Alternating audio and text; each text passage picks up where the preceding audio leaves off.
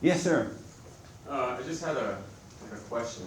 So I understand like you talk about like identities, right, and not to identify, Yes.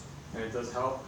And but if you're if you're a Christian, are you practicing Christianity, or do you just try and get closer to God? Because I don't want to identify as Christian because I don't know yet. Right. But Good. you may know that I know. You know, I just don't want to go tell people, hey, I'm a Christian.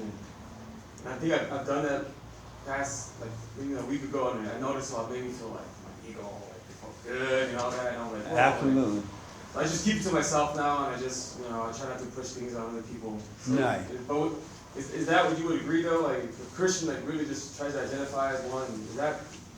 Every Christian, I want you to hear what he said first, and then I respond. When he tells people he's a Christian, you get a thrill from it. And so the thrill is just a thrill. It's just a word and a thrill, and it doesn't make you a Christian. Not at all. As a matter of fact, the ones that go around saying, I'm Christian, you better run. Because they're looking for a thrill. Yeah. And if you doubt me, say to them, no, you're not. Look at your evil self. You're so evil. They ready to fight you. They went from being a good thrill-seeking Christian to now a thrill fighter. Because you didn't agree with them. And so what I would recommend is that let all the identities go and just become life. Become the living word. Become an example of it.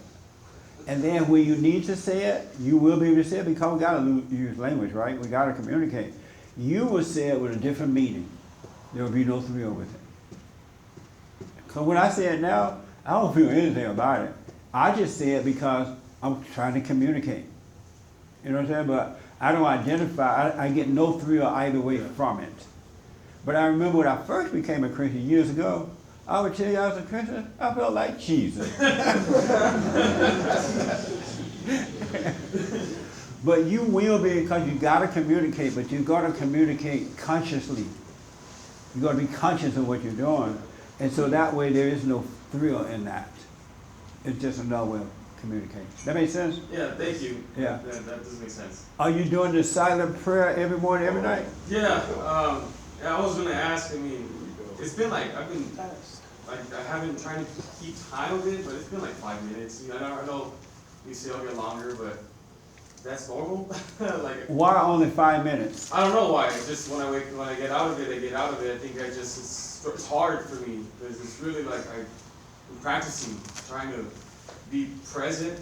I notice I get a lot of thoughts, and especially in the morning when I wake up, it's hard to just keep my eyes closed. It's like kind of like, ooh, like I'm lifting weights. Like it's weird. Yeah. But I'm just, there was a couple of times where I didn't do it in the morning. At first I only did it at night, and then now I'm doing it every morning. And I'm just practicing it. Yeah. What's hard about it? It's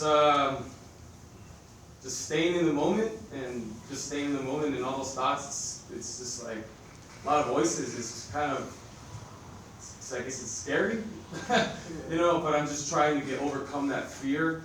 Yeah. Because I used to be very fearful, and I'm just trying to grow up. And what are you afraid of?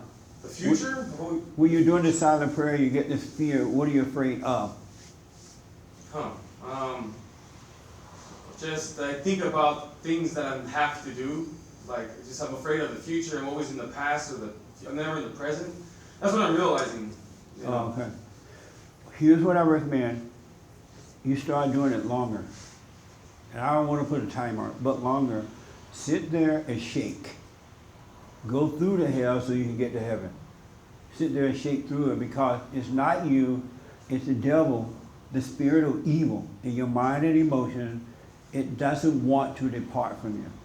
Cool. And by sitting still and just watching it and shaking in your boots and being afraid, it is dying.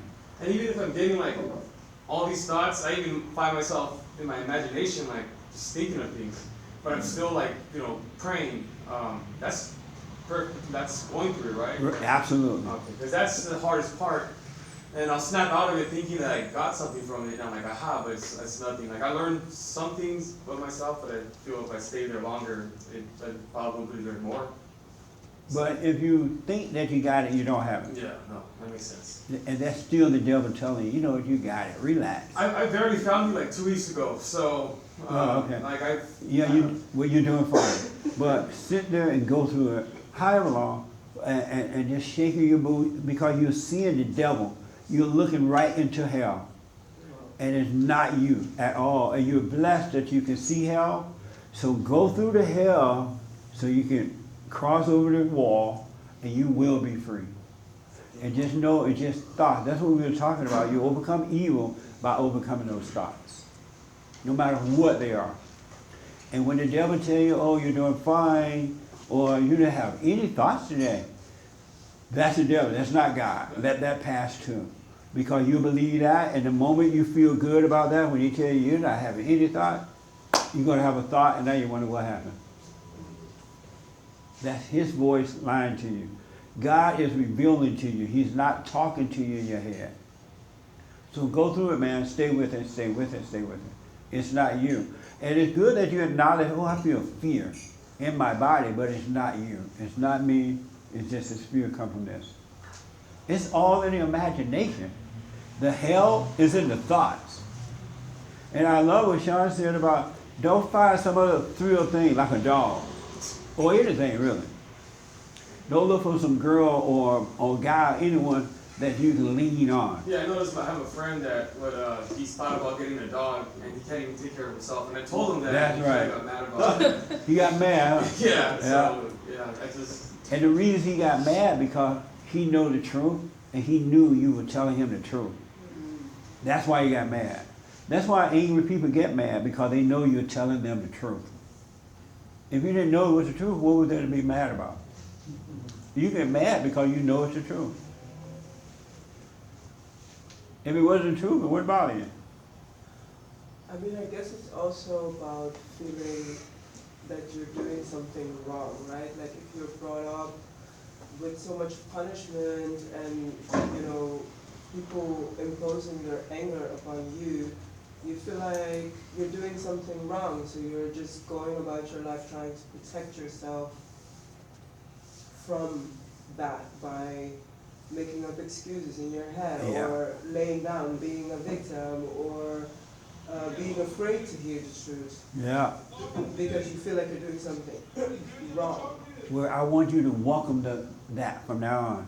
When that feeling comes where you feel attacked or you feel that you're doing wrong, it's all brainwashing. We've been brainwashed all our lives, right? To feel and think and act a certain way. To identify with this and identify with that and be that, right? Be glad for that and let those thrills pass so you can get past it. That they are attacking you in your world. So clean out your world by overcoming evil, by not getting mad at them for doing that, but let it happen. Just shaking your boot. It's like facing your mama for the first time. Once you face it, you shake. But the last time you have to shake with mama. Likewise, when you face the world, you shake. When you face those thoughts, you shake. But it'll be the last time you have to shake. You're going through hell. And it's not you, but it's the devil that departed from you and it feels like you. Because you are here, the real you're doing just fine up here. But in that unconscious state, you're down here thinking that is you. But as you go through the hell, it disappears and now there's just you. It's just you, it's just love. It's just a living being. And that living being is all love. In that love, there's no fear, no doubt, no wanting things, no needing things, no sadness, no carrying on. It's just life. He created us to have life. And we can have it right now if we come out of the thoughts.